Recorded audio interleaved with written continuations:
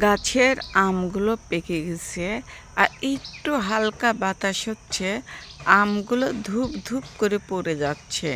আর আমগুলো পাড়ার মানুষ পাচ্ছি না। আর এখন আমাদের এদিক কোনো কাজের মানুষই পাওয়া যাচ্ছে না, কারণ সবাই ধান কাটায় ব্যস্ত, ধান কাটতেছে, এই জন্য কোনো মানুষই পাওয়া যাচ্ছে না। আর এই যে আম পড়ার শব্দে আমি ঘরে আর থাকতে পারলাম না, আম খোঁটার জন্য চলে আসলাম।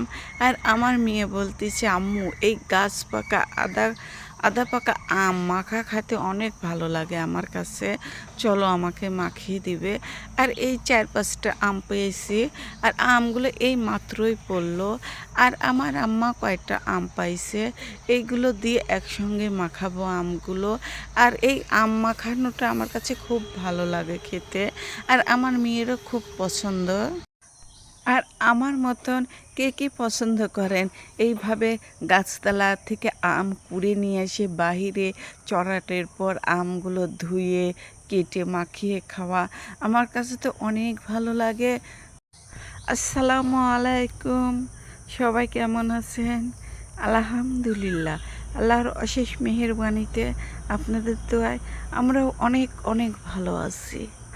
আমার ভাই বোনেরা যে যেখান থেকে আমার এই ভিডিওটা দেখতেছো, সবাইকে অনেক অনেক ধন্যবাদ। আর সবাইকে একটি পুরাতন কথা বলি, একটি লাইক, একটি কমেন্ট, একটি শেয়ার করে দিও। তোমার এই বোনটার পাশে থেকো, তোমার এই বোনটাকে অনেক অনেক ভালোবাসা দিও। তোমাদের ভালোবাসা আমি অনেক দূর এগিয়ে যেতে পারবো।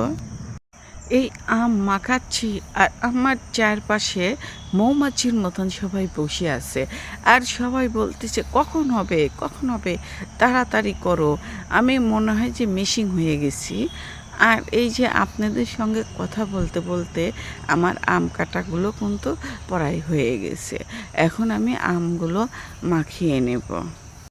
আর এই আম মাখানোর মধ্যে আমি একটু মরিচের গুঁড়া দিয়েছি, আর একটু বিট লবণ দিয়েছি, তারপরে কাসুম দিয়েছি, দেওয়ার পর সরিষার তেল দিয়েছি, দেওয়ার পর ভালোভাবে এই আমটা মাখিয়ে নিয়েছি।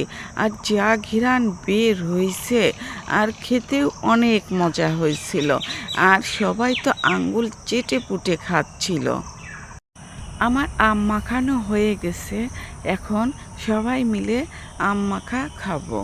আর এটা আমার ছোট ভাইয়ের বড় মেয়ে, সে আম খেয়ে বলতেছে, আম্মু এতই টেস্ট হয়েছে, এতই মজা হয়েছে। সবাই ভালো থাকবেন, সুস্থ থাকবেন, আমাদের জন্য দোয়া করবেন। আজ এই পর্যন্তই, আল্লাহ হাফেজ।